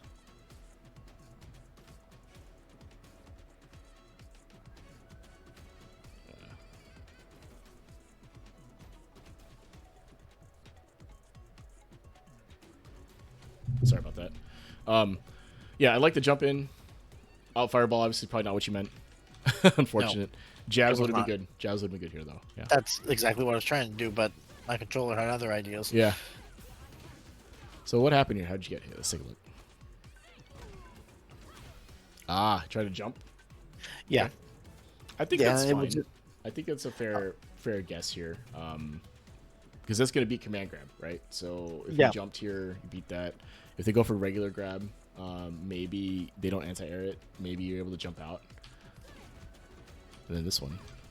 Try to jump again. Yep. That's fine, right? Yep. I mean, or fair rather, because they went for the strike last time. They may go for the throw this time, so you're making the hard read there. I think that's fine. Yeah, and I think what they're trying to do at this point is condition me to just block, Yeah. so they can grab me later. Yep. And you're on the nose 100% there, right? They're taking advantage of your fear of the command grab to land more strikes, right? So then you have to adjust to block more, and then they can run command grabs, right? So you get the idea. I mean, you have to get both of you guys have to guess, right? So from here, what happens? Let's see. Here they just go for the OD overhead, right? And it kind of low crushes. So Yes. so again, I even though this game was a loss for you, you won the set overall. And if you look at what you were doing through this set, right? You're making decisions based on what you were seeing for the most part, right? You're making reads on what your opponent's tendencies were, and you were trying to play around that, right? And you saw the result of the set as you won it, right? Like you made adjustments to like what your movement looked like, what your reads were in those Oki and like drive rush plus trim situations, right? You made adjustments and you won because of that, right? So I think that if you're feeling stuck right now, it's because you're not. I think you need to start applying this logic that is working for you here to other games, other characters, other sets, right? Slowly. I mean, it's hard to do it all at once, right? I think it's difficult to just start kind of like, oh, I need to react to everything or pay attention to everything. But I do think that like the thought processes that you're using now to and applying against Manon, you should try to apply those same things to other characters and other people that you play, right? Because clearly you're able to solve these problems, right? Clearly you're able to make adjustments and do the things you need to do to win games. It's just I think sometimes you're too stuck in the autopilot mode against non-grappler players, right? And it's because grapplers force you to make those decisions, right? And you are more than capable of making those decisions. It's just when you're playing against someone that doesn't force that in particular, then you feel like you can autopilot, and when your autopilot gets beat, you may not adjust, right? So then that's what, and then we saw that in the first game. I think the first set we looked at, similarly against the Ken set, was your autopilot matched up poorly against that Ken's autopilot, right? Like the way that the matched together was that they were able to win. And if you made an adjustment, I think you would have won that set, because I don't think a player like that, the way that they were playing, I don't think they would have made any adjustments at all. If you had adjusted to what they were doing, they probably would have just got rolled over, because they're not going to change what they're doing, right? So, but yeah, I think like I think we can leave it there in terms of like how that is, like my advice to you at this point. So to sum it up, I would say that one, stop or try to apply The grab, how I refer grappler to my mentality. Yeah, your yeah, anti-grappler mentality. Apply that to everybody, right? So, yeah. make decisions based on what you're seeing, right? It's gonna suck for a long time, because what's gonna start happening is that people that would normally lose to your autopilot are gonna start doing better against you, because you're paying more attention to things that are happening. You're changing things, right? And it takes a lot of mental energy to do so. So at first, it's going to feel really bad. It's going to feel like I'm making a ton of decisions. I'm fatigued, right? I can't do the things I want to do, and you may slip into not bad habit, but old habits. So just be cognizant of that. It's going to be difficult. So that would be the first thing. The second thing I think would be to Yeah. yeah, let's DI, right? Meter management in general, right? So be careful about how and when you DI. Now, again, raw DI and neutral can work, right? You just have to be paying attention to what your opponent is doing. And that kind of goes back to my first point.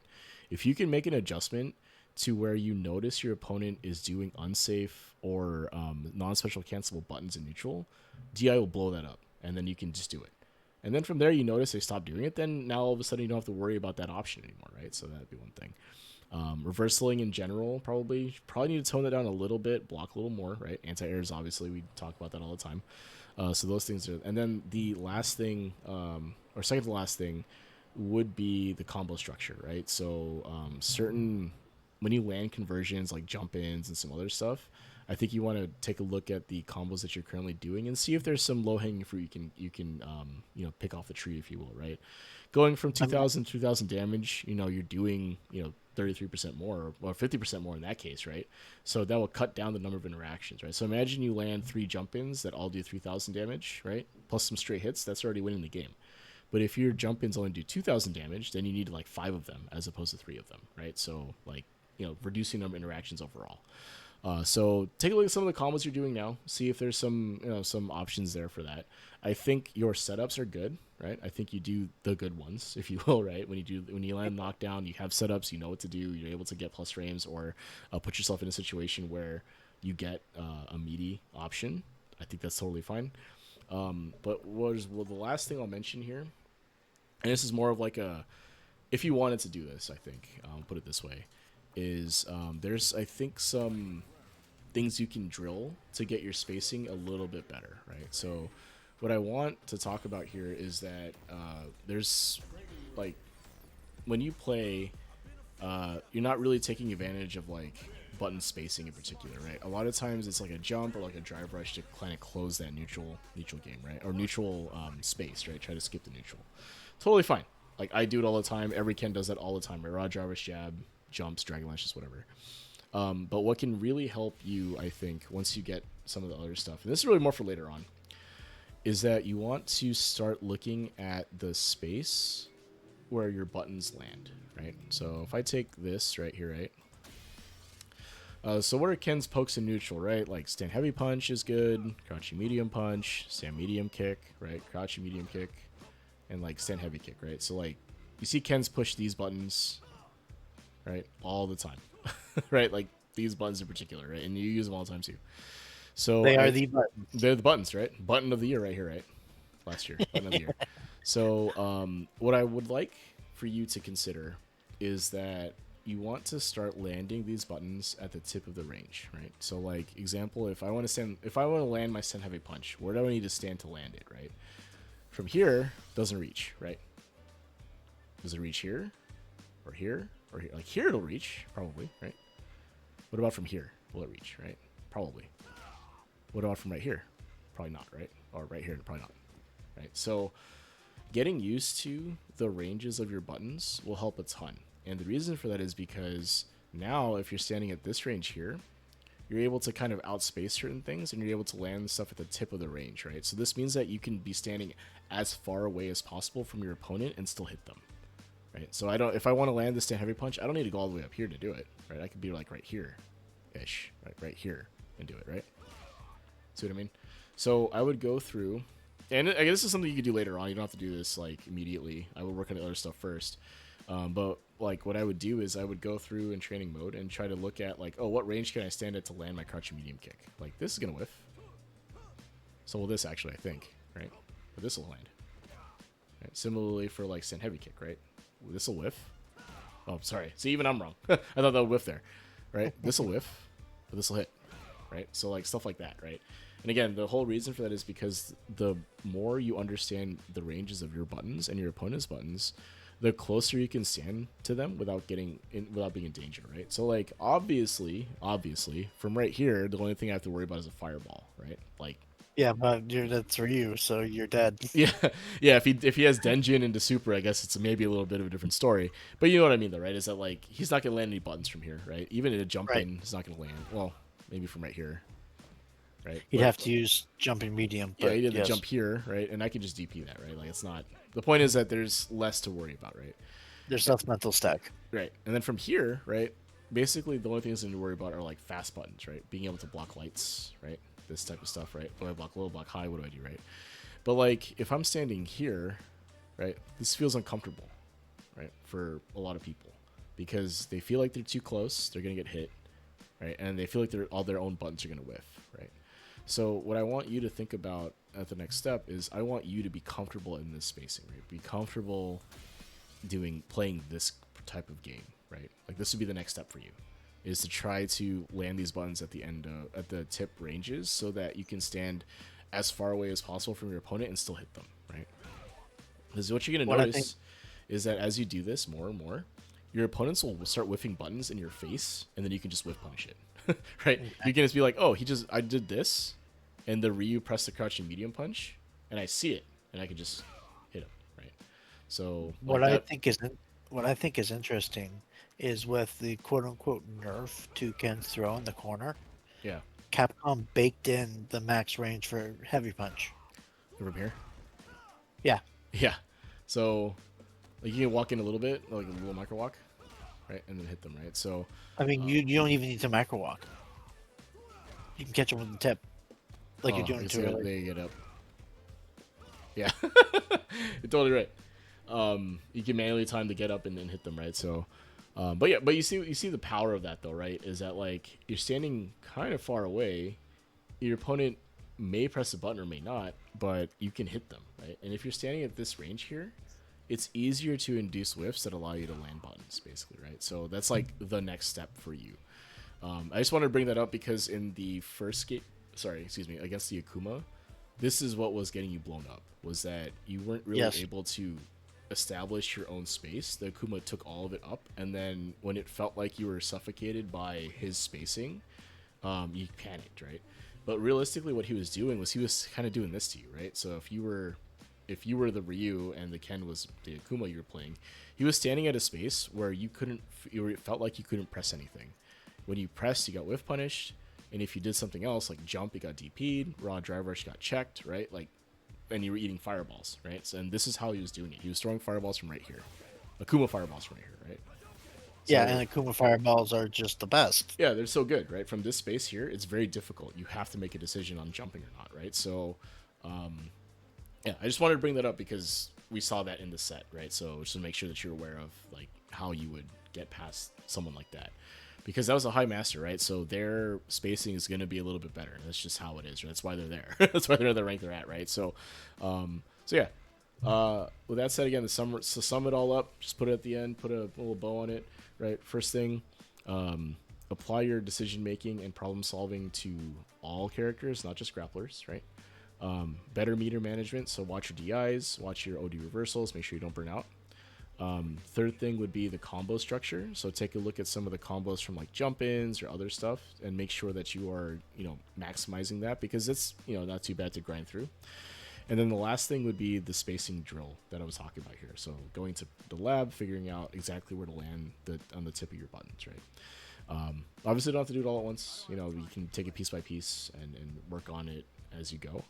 But I do think that if you're able to do some of these things, I think your win rate is going to go up and you're going to start feeling less unstuck. The only thing I'm going to say is that it is going to be very difficult at first because your mental stack is going to feel through the roof because you're doing something that you're not used to. Eventually it'll get easier, I promise, and then you'll be able to kind of make decisions on the fly very quickly because it's a situation you've seen before. And then I think it's going to be easier. Your autopilot will improve because those decisions are now being baked into what you're doing, right? So now I can autopilot, I'm just going to do this now instead because I think this is what's coming and it's going to work because you've seen it, right? So Yeah, because like when I'm fighting Cammys on ranked, because everyone in Fight Race who plays Cammy learns from Shogberg, yeah, I'm ready for players at my level of Cammy shenanigans. yeah, yeah. Because I'm used to Cammys being much better. Yeah, they play more solid. They play less volatile, right? It's more consistent play, right? More, it's less volatile, I guess is the way to put it, right? More steady in that sense. Yeah. So because of that, So- when Cammy's introduced the volatility, you're almost ready to deal with it. It's easier, right? Because it's like, I know how to deal with that. And I'm just saying that I truly think that if you applied that same logic against every character you play in ranked, you're gonna rank up really quickly because you're gonna start to see like, oh, there's a reason why Shogberg plays the way he does and doesn't play with this crazy 50-50 thing, right? There's a reason why he plays so consistently and is so stable, right? There's a reason Shogberg plays like Shogberg and not like Flash. Yeah, right. And to highlight that point, right, is that like these are two players that are good players, right? They both master, they're both fantastic players, right? But the playstyle is so different, right? Like, can you deal with the volatility that Flash introduces, right? That's his play or their playstyle, and that's the way they play, and they're really good at that. Like they take their playstyle, they've made it their own, and they do well with it. They own it. Yes. Yeah. And versus someone like Shogberg who plays a little more stable, a little more consistent in terms of like they want to play more of that patient neutral footsies game. They don't take a lot of risk, right? And they're two sides, two opposite sides of Cammy, but you being able to deal with the volatility versus the consistency, just up to you on how you want to adjust against that type of player, right? So, and then, your own skill level as well against them, right? Like, how well can I play neutral against Shogberg? If it's me, I'm going to lose every time, right? Because Shogberg's neutral is really solid. So I have to do something else to try to win, right? But The Well, idea, though, again, let's not forget the time I ran into Schogberg while he was ranking up his JP and I beat him. you beat him with JP. Yeah, yeah, yeah. Yeah, no. He was using Oh, he was JP. using JP. Oh, okay, gotcha. Yeah, I was on Ken. Like I'm, Yeah, struggling in Diamond 4, and yeah, oh no, I ran into Schogberg, yeah, and I beat him 2-1. yeah, yeah. And the reason and And I part of that and I'm is never and I'm never gonna let him forget it. yeah, yeah, to take it to the grave, right? And part of that is that like you're able to apply an autopilot that works, right? Maybe you make some adjustments against, some subconscious adjustments potentially against like JP in particular, right? I mean, But it's yeah, JP. You have because against JP, every time you do an Oki, you have to shimmy, shimmy or shimmy for um. You have to do a shimmy within a shimmy yeah, for amnesia. you beat the amnesia, right? So, but I mean that's the idea, though, right? Is that like the problem solving you're applying to the characters you're familiar with, right? You should probably be applying that to everyone, right? At least slowly, right? I think if your if your default plan autopilot works and wins, then there's no reason to adjust, right? But when it stops working, that's when you kind of have to apply that problem solving you've clearly been able to do, right? It's just I think you haven't really been doing it all the time against everyone, because I feel like your It's autopilot more. will work against a lot of these people, right? So you just do it and it works. So It's more. It's more that the actual problem solving is easier against pl- characters that I play often yeah, in Fight Rights tournaments. yeah, 100%, right? Be- There's be- definitely a character selection bias at Fight Rise, right? There's certain characters get played more. Obviously, it's just what it is, right? And that's across the board everywhere, right? There's definitely less Sims than Kens, generally, right? Less Hondas, more Bisons, right? That's general, right? So I think yeah, Fight Rise and then represents that and in some then some some regard. and then we have Tidal Wave with the Lone Guile. Yeah, yeah. There's not too many Guiles left. I think Tidal Wave, maybe Bale. I think they play Guile, but Yes, anyway, yes. Guile yeah, plays Guile. Yes. yeah. So cool, man. I hope that was helpful. I think we'll call it there. Is there anything else you wanted to talk about or ask before we wrap up? No. All right. Cool. That's a lot. I think we went over a lot, but hopefully it kind of gets your mind thinking about where to go from here, and hopefully you'll be feeling a little less stuck and a little less like unsure what to do. So. All Yeah. right. Thanks. Yeah, cool, man. So I'm just do the outro. Hang on if you like. Otherwise, have a good night, man. Radio. All right, thanks everyone. That's been Sit Down and Shut Up. A little bit different of a game today, or a different show today. Helping Clem out with what they wanted to talk about. I hope it was helpful for them. So this has been Sit Down and Shut Up. I run this through the Fight Rise Discord. So Fight Rise is a fighting game community focused on Street Fighter 6, right? They run bi-weekly tournaments through their One Fight Stand series. It is a 7-round Swiss. There's multiple pools, so if you're in higher master, lower master, right, you get around 7-round Swiss. If you're under master, they'll put you into a round robin with other folks that are also non-master. If there's enough players, you'll end up playing usually 6 or 7 rounds of round robin, depending on how many players show up, right? So it's a good time, good way to get tournament sets in a kind of a more casual setting. It's all run through the Discord, so it's easy to do. One sec here, sorry. They also do community showcase events through their Urge to Fight series. So Urge to Fight, take a look at previous events they've done at twitch.tv/FightRiseFGC. I do commentary for them every so often, so it's a good time. You can see some of the folks in the community as they've leveled up and gotten better. They get to play on stream. It's a good time. They also do charity events. So last December, they raised a bunch of money for the Radiant Foundation. So, doing some good work there. Also plug Big League KO. So Big League KO is a league format that is basically a 8-person round robin. You play 7 matches spread out across 4 weeks. You get 2 matches a week, and they're all first to 5s. So a good way to get sort of longer sets in more of a tournament type setting, but with flexible scheduling with your opponents. At the end of that, there is a postseason as well. So if you make it out of your pool, right, you get to play in the postseason. And I think they end up streaming the finals as well, right? So it's a really good time. It's a good way to participate in the community, get to know folks, right, and get some of these tournament sets that I think more people should be doing. And they're longer sets too, first to 5s. So it's good. If you like what I do and interested in coaching, getting a session for yourself, or interested in getting coaching in general, take a look at Fight Rise. Under the level up section, there's a bunch of channels for the coaches of Fight Rise. So there's myself, Juzzy, as well as Jason Loserpants and Sasorha. If you're interested in getting coaching from any of these fantastic coaches, take a look at their channels and look at the pinned messages there. There'll be information on how to sign up for that, right? So if it's interesting to you, feel free to take a look at Discord and join. Take a look at that. Finally, I'm also part of the Newbie Fight Club. So, Newbie Fight Club is a fighting community focused on getting newer players into the game. They run lobby nights for Street Fighter 6 every Monday, Wednesday, Friday. So, Mondays are a modern night. So, if you play modern and would like to play in the lobby night, you can buy play modern. You don't have to, but it's encouraged if you're modern curious, if you will. Wednesdays are typical lobby night. So, that's when the newbies come out, right? It's geared toward newer players. Come in, hang out, and voice chat, meet some folks, get some games, right? And meet people in the community that you can get further games with, right? On Fridays, a little more loose. Usually, a lobby night happens, and it's basically pretty free form. You just end up playing in the battle hub. Sometimes they'll run, or every so often they'll be running tournaments there. So if you're looking for more Swiss tournaments to enter, that would be the one to do on Fridays. Finally, every month they do a modern monthly, so it's modern only. So if you're a modern warrior wanting to play against other modern players in a tournament to see who the best modern player is for the month, feel free to join that as well. It's in the Discord and Fight Club. Take a look at the announcements section. I think they post the events when they happen. So once again, thank you guys so much for your likes, your follows, your subs, your chat messages. I know I don't always react to or everyone in chat, mostly because I'm more focused on working with the person I'm working with, so I don't react as much. So again, thank you guys so much, and have a good night and weekend.